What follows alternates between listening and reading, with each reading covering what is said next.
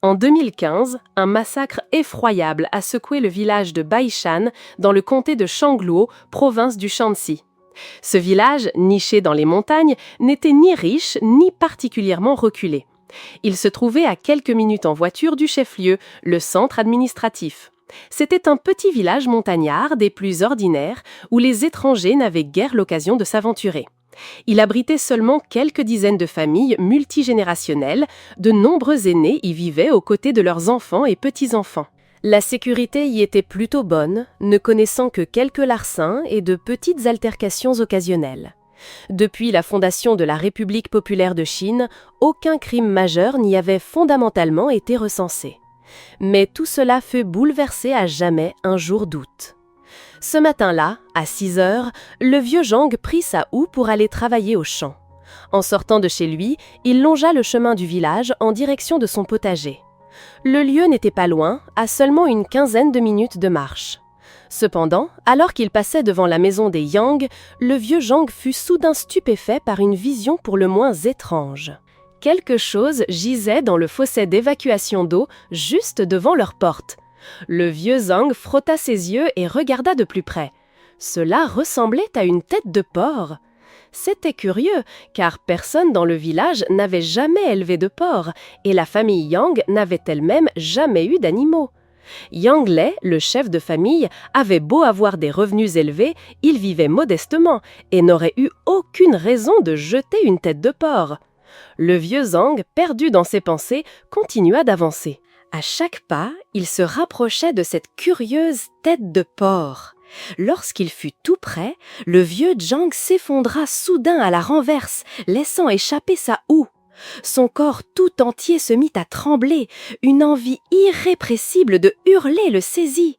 Le spectacle devant ses yeux l'avait privé de tout calme, incapable de produire le moindre son.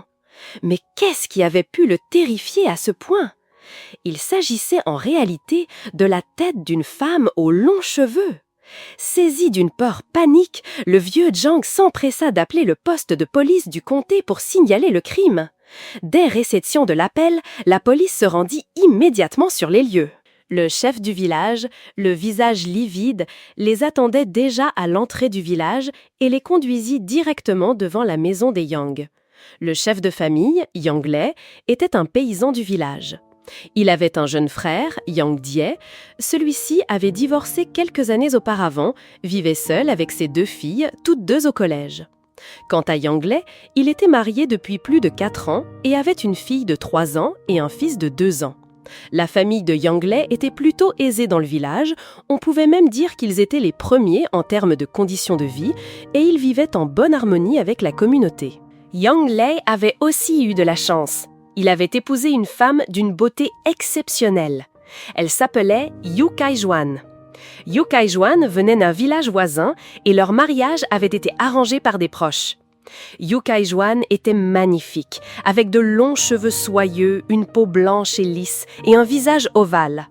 On pouvait affirmer sans conteste qu'elle était la plus belle femme dans un rayon de 20 km autour du village. Cependant, cette femme présentait un léger défaut concernant son éducation. Yu Kaijuan n'avait même pas terminé l'école primaire. Sans vouloir dire qu'elle était sotte, on pouvait affirmer qu'elle manquait d'instruction. Quant à Yang Lei, il correspondait assez bien aux attentes de Yu Kaijuan. Tout d'abord, Yang Lei était plutôt petit et corpulent. Il était un homme direct et surtout, sa famille possédait une tradition médicale transmise de génération en génération. Yang Lei et son frère Yang Ge avaient tous 2 appris des connaissances de leur père sur l'utilisation de certaines médecines traditionnelles chinoises pour soigner les maladies. C'est pourquoi les frères Yang possédaient également une clinique dans le comté, ouverte seulement quelques mois par an, car les herbes médicinales ne pouvaient être récoltées que durant ces périodes. Leurs revenus, pour une zone rurale, étaient considérés comme plutôt bons. Des patients du comté et même de la ville venaient consulter la famille Yang pour leurs soins. Ensuite, Yu Kaijuan avait perdu ses parents très jeunes et seul son grand-père l'avait élevé et soigné. Désormais, Yu Kaijuan devait subvenir aux besoins de son grand-père pendant sa vieillesse. Si Yu Kaijuan se mariait, elle devrait emmener son grand-père avec elle pour en prendre soin. La plupart des villageois étaient plutôt égoïstes et n'auraient bien sûr pas été prêts à accepter cela. Mais pour Yang Lei, prendre en charge un vieil homme supplémentaire ne posait pas de problème, car sa famille était très aisée. Il accepta donc de subvenir aux besoins du grand-père de sa femme. À ce moment-là, Yang Lei avait été retrouvé horriblement assassiné chez lui. Il présentait 4 à 5 coups de hache à la tête et au cou. L'un de ces coups avait fendu son crâne en 2, laissant son cerveau visible. Il semblait que l'agresseur était particulièrement fort et que ses attaques étaient d'une sauvagerie inouïe, comme s'il avait voulu tuer ses victimes à tout prix. La police du comté de Shanglu avoua n'avoir jamais vu une scène de crime aussi barbare. Dans la maison de Yang Lei, il y avait du sang partout. La scène était véritablement terrifiante. La fille aînée et le fils de Yang Lei avaient tous deux péri dans leur chambre. Plus horrible encore, le corps de Yu Kai-juan gisait sur le sol, mais il lui manquait la tête.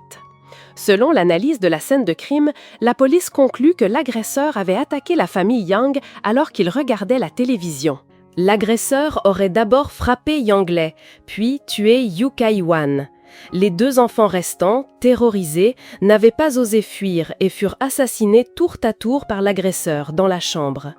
La maison des Yang, du salon aux chambres, était maculée de sang coagulé et de restes humains, un spectacle d'une horreur indicible. Dans l'abri à bois de la cour, la police trouva le grand-père de Yu Kai-juan, immobile. Le vieil homme, âgé de plus de 70 ans, semblait avoir rendu l'âme.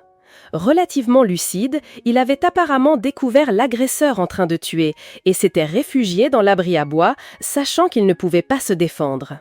L'objectif clair de l'agresseur était d'anéantir toute la famille de Yang Lei.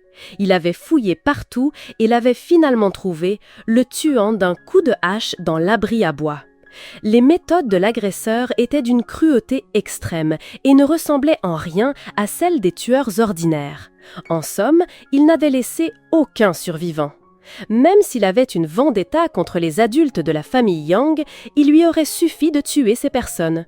Pourquoi aurait-il dû tuer également les enfants ?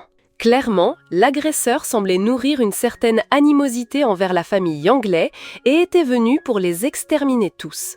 Ce qui intrigua particulièrement la police, c'est que parmi les 5 victimes de la famille, seule la tête de Yu Kai-juan avait été tranchée et jetée dans le fossé nauséabond devant la porte. Pourquoi l'agresseur avait-il agi ainsi ? Il avait tué tout le monde, mais ne l'avait fait qu'avec une seule personne. Serait-ce que l'agresseur nourrissait une haine profonde envers Yu Kai-juan ? Alors que la police continuait d'inspecter la maison de Yang Lei, un autre cri retentit soudain dans le village. Les policiers se précipitèrent et découvrirent une autre scène de crime. Le frère de Yang Lei, Yang Che, avait lui aussi été assassiné.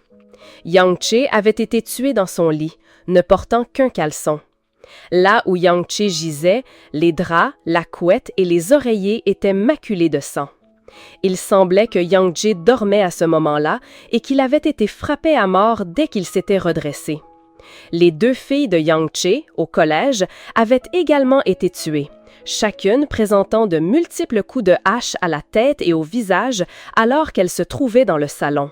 Les 2 jeunes filles avaient aussi été assassinées par le tueur pendant qu'elles regardaient la télévision. Il semblait que le tueur était dans un état de violence extrême, brisant même le téléviseur après avoir tué les 2 jeunes filles. Ainsi, les 2 familles des frères Yang avaient été entièrement anéanties. Au total, 8 personnes avaient péri dans cette affaire. Le nombre si élevé de victimes avait terrifié la police du comté qui s'empressa de signaler l'affaire à la police de la ville. Lorsque le bureau de la police municipale apprit la nouvelle du meurtre de 8 membres de 2 familles, il signalait rapidement l'affaire au niveau provincial.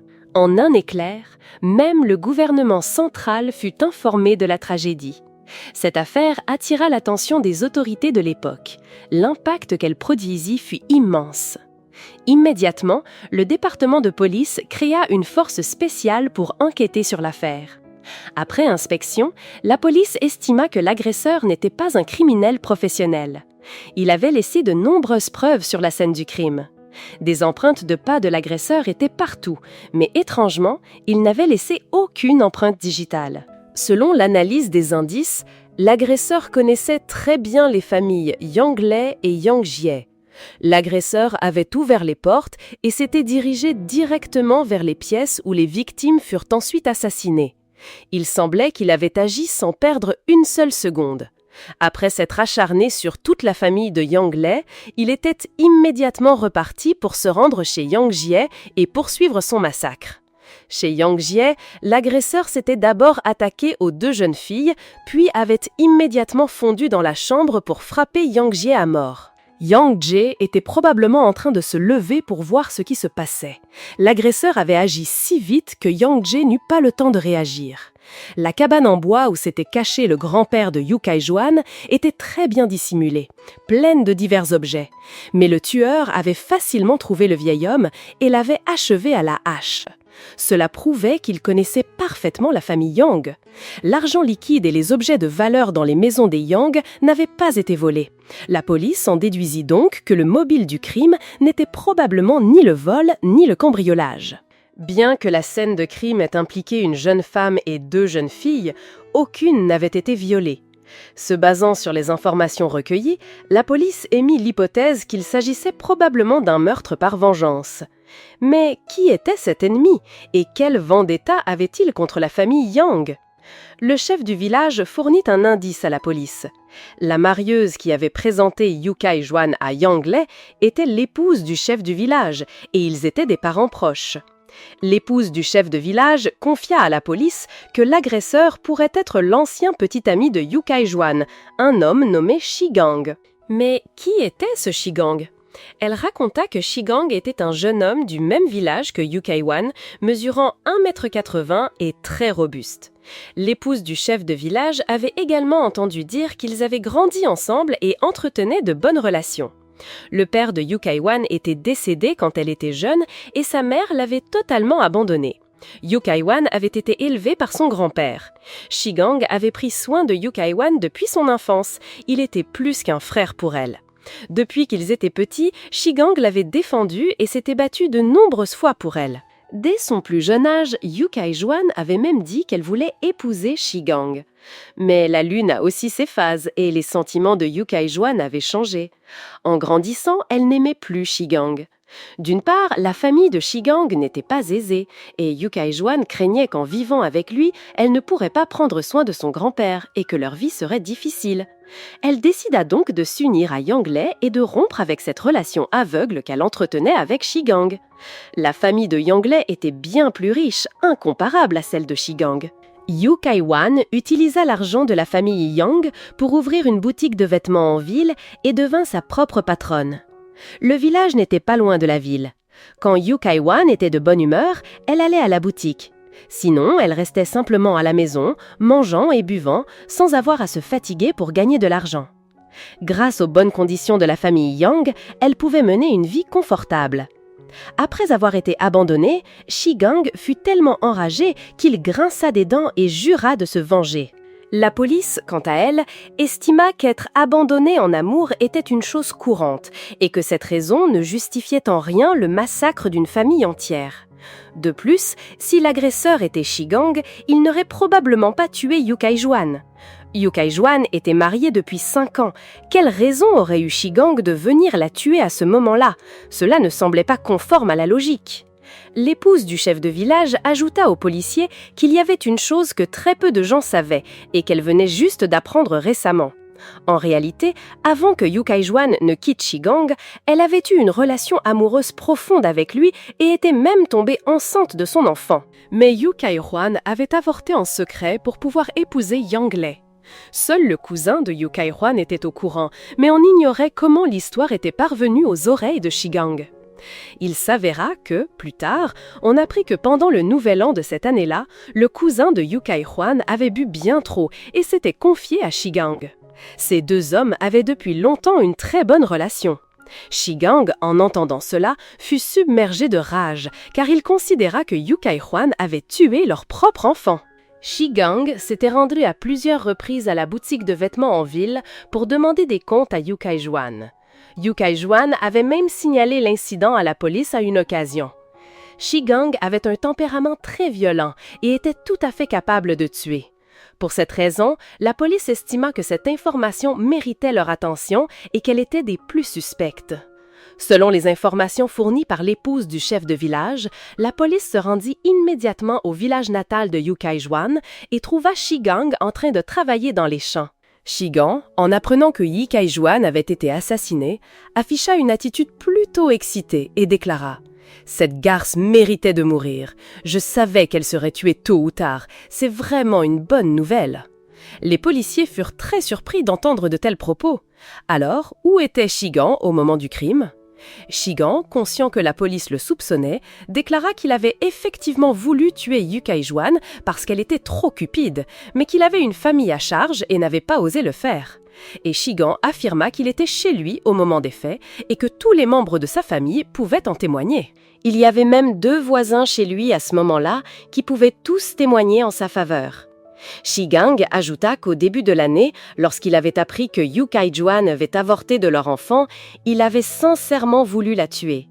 Mais en y réfléchissant, il n'avait pas osé passer à l'acte. Shigang raconta qu'ils avaient grandi ensemble et chaque fois que quelqu'un harcelait Yukaijwan, il se portait à sa défense.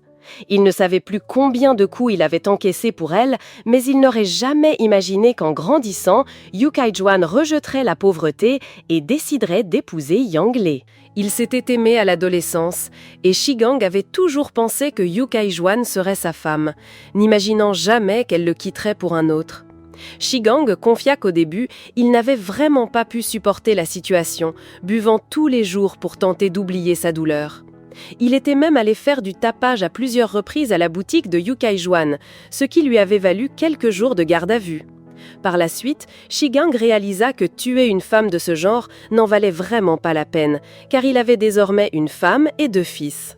Shigang dit que s'il était abattu, qui s'occuperait de sa famille?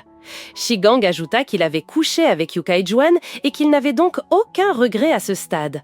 Shigang déclara également que s'il avait épousé une femme aussi volage, ils n'auraient certainement pas vécu longtemps ensemble et qu'elle aurait tôt ou tard suivi un autre homme. Shigang compara également Yukaijwan à sa femme actuelle. Il considérait que sa femme actuelle valait 100 fois mieux que Yukaijwan. Grâce à cette comparaison, la colère de Shigang s'était dissipée. En recueillant des informations, la police constata que Shigang ne mentait pas. Selon les faits, le massacre avait eu lieu vers 20h ce soir-là. 2 voisins témoignèrent qu'ils avaient regardé un match de football avec Shigang jusqu'à 21h. Pour s'assurer, la police compara les empreintes de pas laissées sur la scène du crime avec celles de Shigang et constata qu'il n'était pas l'agresseur. Et selon les suppositions de la police, l'agresseur mesurait moins de 1,80 m, alors que Shigang mesurait 1,85 m. Si Shigang n'était pas l'agresseur, qui avait donc assassiné les 8 membres de la famille Yang? La police, n'ayant plus d'autre choix, dut continuer de recueillir des informations auprès des villageois. Au fil des conversations avec les villageois, la police apprit que Yang Lei et Yang Jie menaient une vie respectable dans le village. Les frères travaillaient habituellement chez eux et ne récoltaient des herbes médicinales que quelques mois par an. Ils exerçaient ensemble la médecine dans le comté. À ce stade, une hypothèse vint à l'esprit des policiers. Se pourrait-il qu'un membre de la famille d'un patient les ait assassinés par vengeance?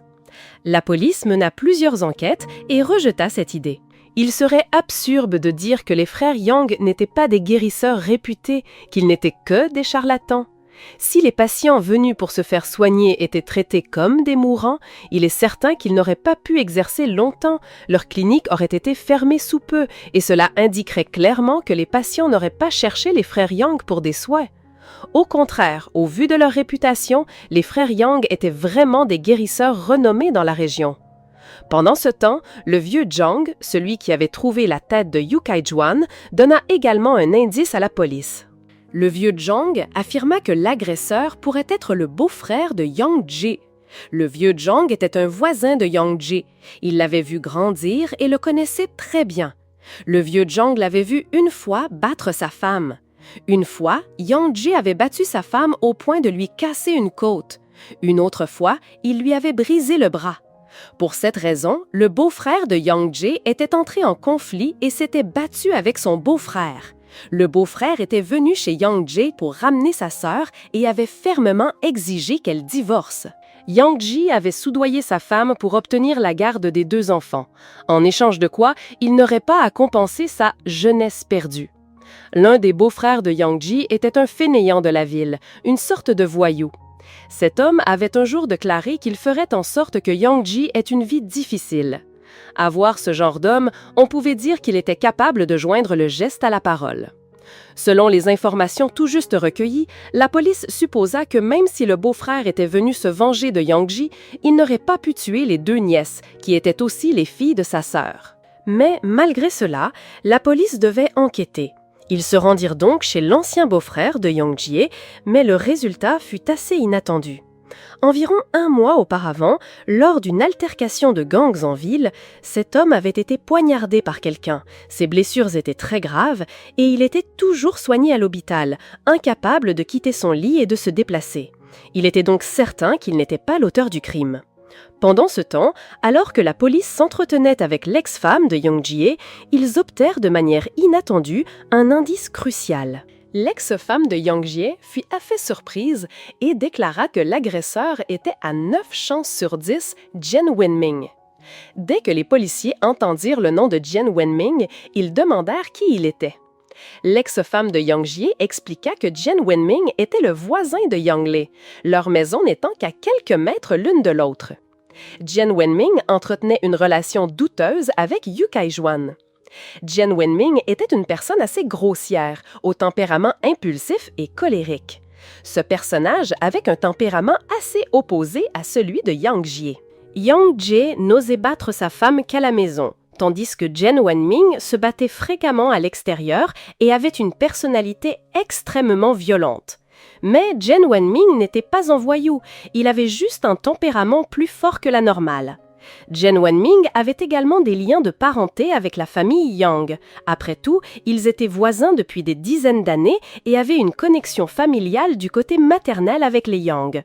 Cependant, cet homme avait eu des ennuis avec sa belle-sœur Yu Kai-juan et avait été condamné à 5 ans de prison.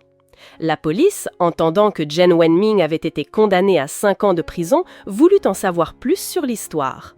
L'ex-femme de Yang Jie expliqua que tout le monde dans le village était au courant, mais qu'il n'osait pas en parler de peur de déplaire.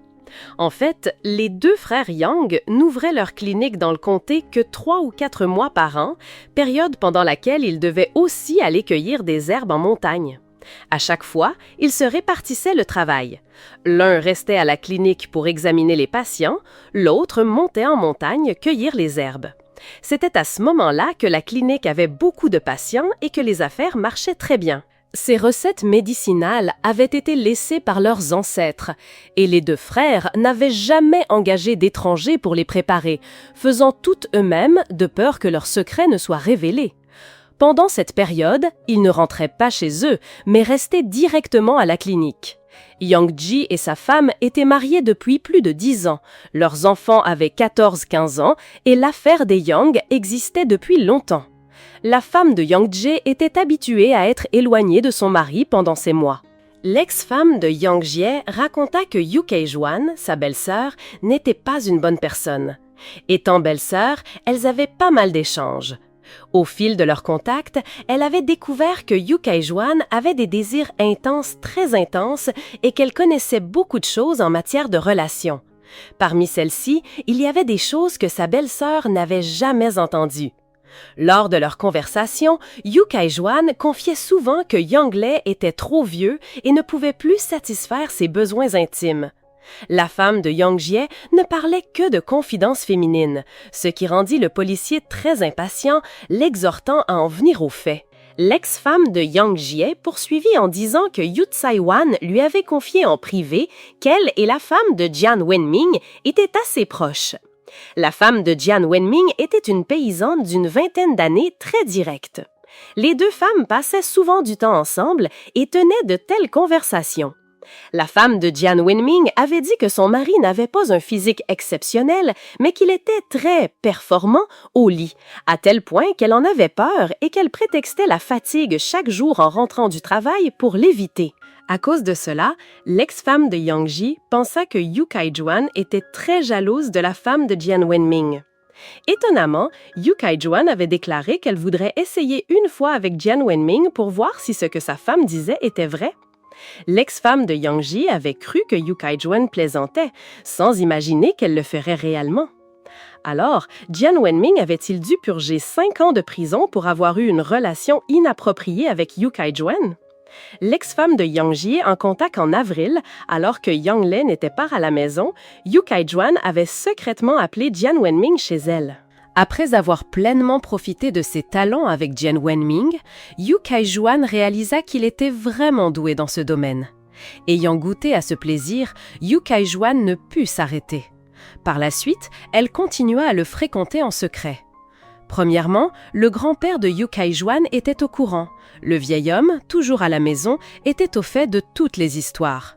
Deuxièmement, un villageois rentrant chez lui la nuit avait vu Jian Wenming sortir de la maison de Yang Lei. À partir de ce moment, l'histoire se répandit très vite dans le village, la nouvelle circula partout. Même les membres de la famille Yang étaient au courant, à l'exception de Yang Lei lui-même. Yang Jie apprit rapidement l'histoire de l'infidélité de sa belle-sœur, ce qui le mit en colère. Yang Jie estima que sa belle-sœur avait commis l'adultère et avait terni la tradition familiale. Il alla donc voir Yang Lei et lui raconta tout. Auparavant, l'ex-femme de Yang Jie lui avait dit que cette affaire serait très difficile à gérer et que si les deux se séparaient, les deux parties en voudraient à Yang Jie. Yang Jie ignora les conseils de sa femme, estimant que les femmes ne connaissaient rien à ce genre de choses et ne devaient pas se mêler de ses affaires familiales. Après que Yang Jie eut révélé toute la vérité à Yang Lei, de manière surprenante, Yang Lei ne le crut pas et refusa d'admettre que Yu Kai-juan était une telle personne, affirmant avec insistance qu'elle était une bonne épouse et n'avait aucune raison de le tromper. En conséquence, en septembre, un autre incident se produisit. L'ex-femme de Yang Jie exprima sa grande surprise. Depuis que Yang Lei avait entendu l'histoire, Yu Kai-juan n'osait plus fréquenter ouvertement Jian Wenming, elle gardait donc ses distances. Mais à bien des égards, Yu Kai-juan était trop libre et ne gardait ses distances avec Jian Wenming que temporairement et par contrainte. Mais à la surprise générale, Jian Wenming avait réellement développé des sentiments pour Yu Kai-juan et il la harcelait fréquemment. Plus tard, la rumeur villageoise dit que c'était Jian Wenming lui-même qui avait révélé la vérité. Un jour de septembre, Jian Wenming, profitant de l'absence de Yang Lei, se rendit de nouveau chez les Yang pour être avec Yu Kai-juan. Ce jour-là, Yu Kai-juan refusa, disant que Yang Lei pourrait rentrer bientôt et qu'il valait mieux s'organiser une autre fois. Jian Wenming, dans un élan impulsif, la poussa sur le lit et commit un acte non consenti. Cette fois, Yu Kai-juan résista à Jian Wenming pendant un moment et sa main fut éraflée, saignant. Quelques minutes plus tard, alors que l'acte de Jian Wenming n'était pas encore achevé, Yang Lei revint inopinément. Jian Wenming, entendant Yang Lei, s'empara rapidement de ses vêtements et s'enfuit dehors. Yang Lei, entendant du bruit dans la pièce, se précipita pour vérifier. Il fut stupéfait de voir Jian Wenming s'enfuir torse nu, puis Yang Lei aperçut quelque chose d'étrange sur le lit. Ce n'était pas normal. Yang Lei n'était pas stupide et comprit ce qui s'était passé. Fou de rage, Yang Lei s'empara d'une houe et se précipita dehors à la poursuite de Jian Wenming, ne voulant rien d'autre que le découper en 100 morceaux. Mais comment un Yang Lei si frêle pouvait-il être l'adversaire de Jian Wenming? Après un moment de lutte, Jian Wenming prit le dessus. Yang Lei, voyant qu'il ne pouvait pas vaincre Jian Wenming, dut rentrer chez lui. À ce moment-là, de nombreux villageois s'étaient rassemblés pour observer l'agitation et comprirent ce qui s'était passé. De retour chez lui, Yang Lei, toujours furieux, donna plusieurs gifles à Yu Kai-juan et la réprimanda violemment. Immédiatement après, Yang Lei déclara qu'il voulait divorcer et chasser Yu Kai-juan de la maison. L'incident provoqua un grand tumulte dans tout le village. Yang Lei lui-même n'avait pas d'autre solution, le divorce étant la seule option. Mais Yu Kai-juan refusa, rejetant toute la responsabilité sur Jian Wenming. Yu Kai-juan affirma que Jian Wenming l'avait violée. Yu Kai-juan était paresseuse, n'ayant rien d'autre à offrir qu'un peu de sa beauté. Elle avait ouvert une boutique de vêtements, mais ne gagnait pas assez pour subvenir à ses besoins. Yu Kai-juan fermait fréquemment sa boutique pour aller manger et s'amuser. Elle et son grand-père dépendaient entièrement du soutien financier de Yang Lei. Si Yang Lei décidait de divorcer, Yu Kai-juan perdrait tout, c'était certain. De plus, elle subirait le déshonneur et la mauvaise réputation, ce qui rendrait un remariage très difficile. Quant à Jian Wenming, il était déjà marié et sa relation avec sa femme était très bonne, il ne pouvait donc pas la quitter pour épouser Yu Kai-kwan. De plus, même si Jian Wenming divorçait et l'épousait, Yu Kai-juan devrait certainement travailler au champ pour subvenir à ses besoins, car la famille de Jian Wenming ne pouvait pas être aussi riche que celle de Yang Lei. C'est pourquoi Yu Kai-juan insista avec fermeté qu'elle avait été violée par Jian Wenming. Yang Lei fut d'abord un peu sceptique. En fait, au fond de lui, il savait très bien quel genre de personne était Yu Kai-juan. Une femme extrêmement libre et toujours avec de grands besoins. Mais, à la surprise générale, le grand-père de Yu Kai-juan se leva soudain et déclara qu'il avait vu de ses propres yeux Jian Wenming violer sa petite fille. Alors, le vieil homme n'était-il pas au courant de l'infidélité de sa petite-fille ? Le grand-père de Yu Kai-wan avait près de 80 ans à l'époque. Il ne pouvait plus travailler et avait besoin de quelqu'un pour subvenir à ses besoins pour le reste de sa vie. À ce moment-là, seul Yang Lei pouvait le faire. Si les deux divorçaient, le vieil homme souffrirait. Le vieil homme voulait maintenir le mariage de sa petite-fille. Yang Lei, à ce moment-là, était vraiment aveuglé, incapable de distinguer la vérité. Au même moment, Yang Jie, ayant appris la nouvelle, se précipita chez son frère pour évaluer la situation. Il déclara que ce soit un viol ou non, il conseillait à Yang Lei de signaler l'incident à la police et de solliciter leur intervention. Car à ce stade, tout le monde dans le village était au courant. Comment la famille Yang pourrait-elle encore tenir la tête haute ? Yang Jie s'efforça de convaincre Yang Lei d'envoyer Jian Wenming en prison, affirmant que seule cette solution résoudrait le problème. Yang Lei écouta son frère et réfléchit. Finalement, le 3e jour après l'incident, il se rendit au poste de police pour déposer une plainte. La police ouvrit immédiatement une enquête et finalement, ils condamnèrent Jian Wenming à 5 ans de prison grâce à des preuves et des témoins suffisants. Les blessures sur les mains de Yu Kai-wan étaient toujours visibles, et ajoutées au témoignage du grand-père de Yu Kai-wan, l'affaire fut rapidement jugée. L'histoire se répandit ensuite largement dans le village. Certains villageois pensaient que les frères Yang se trompaient eux-mêmes pour leurs propres intérêts, et ils pensaient aussi que Jian Wenming n'était pas une bonne personne. Tout devint sérieux pour Yu Kai-juan. Si Jian Wenming allait en prison, avec qui Yu Kai-juan continuerait-elle ses affaires ? C'était assez cruel pour Yu Kai-juan. Plus tard, la nouvelle circula que Jian Wenming avait été un détenu exemplaire en prison et avait été libéré après 4 ans d'incarcération. Pendant que Jian Wenming était en prison, sa famille avait vécu dans la misère. La famille n'avait plus de soutien financier principal et la mère de Jian Wenming était tombée gravement malade et était décédée faute de moyens pour se faire soigner. Ses 2 enfants, de moins de 15 ans, avaient été contraints d'abandonner l'école faute de pouvoir payer les frais de scolarité. Ils avaient dû travailler sur un chantier pour gagner de l'argent et aider la famille. Les villageois racontèrent que Jian Wenming, libéré 1 an auparavant, avait vu ses enfants, encore mineurs, travailler avec un groupe de jeunes hommes robustes sur le chantier. Jian Wenming avait serré ses 2 enfants dans ses bras et pleuré amèrement.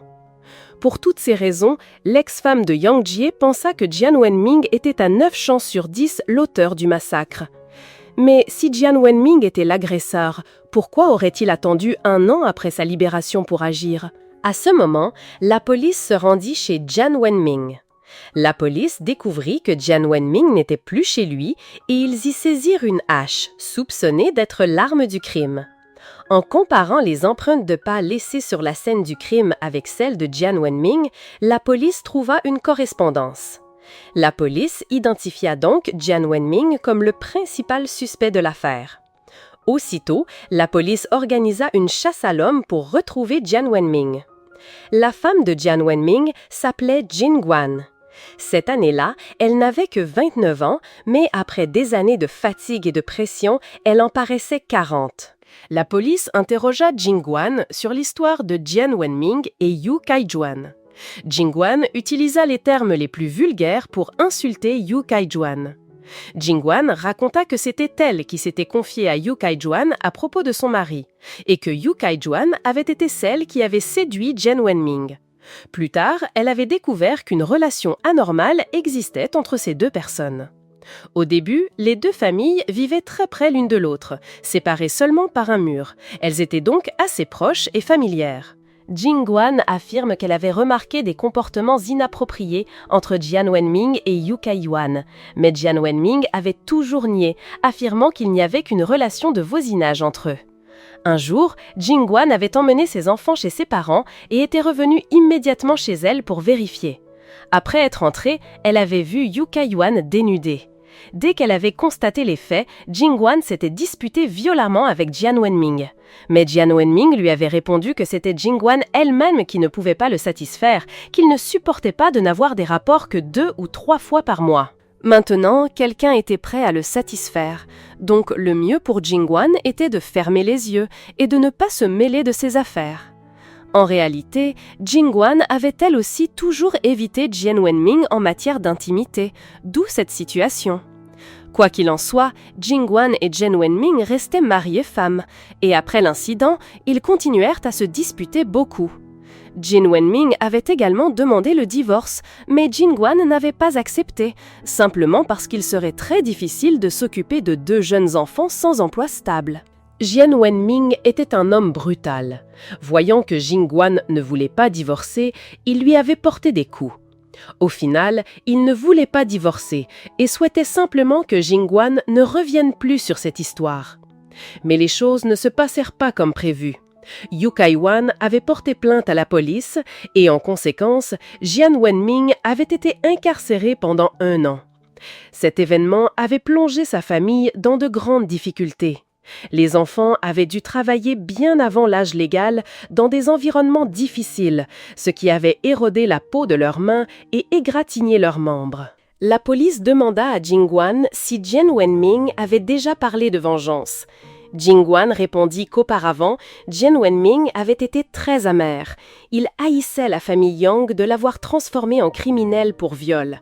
Mais Jingwan lui avait conseillé de se concentrer sur sa vie et d'élever leurs 2 enfants du mieux possible.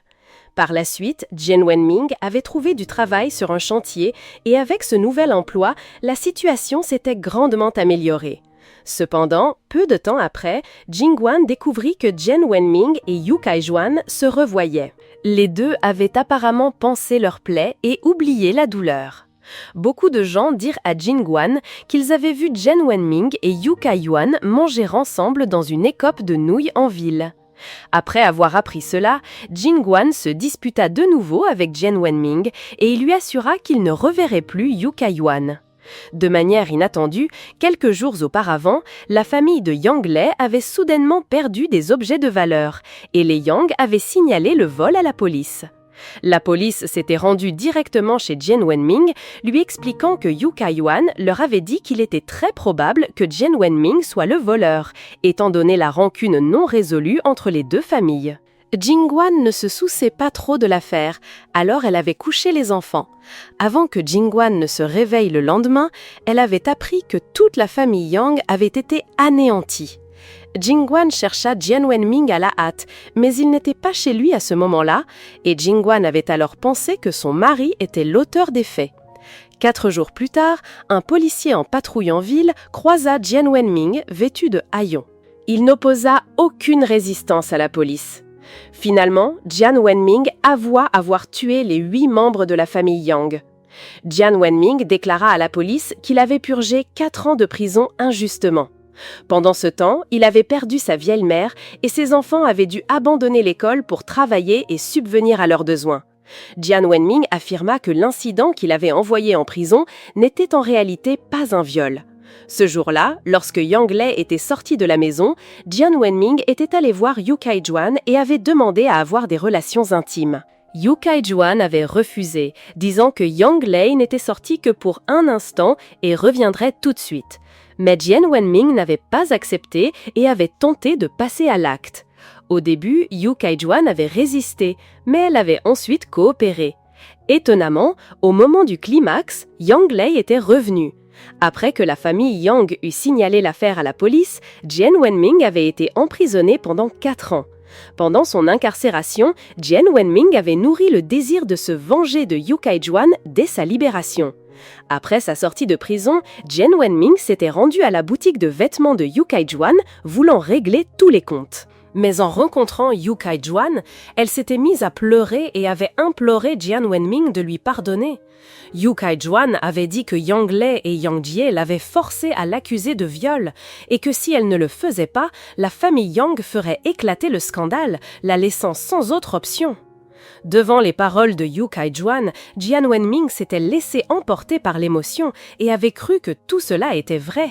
Et il avait pardonné à Yu Kaijuan, pensant qu'elle l'avait traité avec un amour véritable. En repensant à sa femme à la maison, Jian Wenming et Jin Guan avaient en réalité été mariés par arrangement et n'avaient pas de sentiments l'un pour l'autre.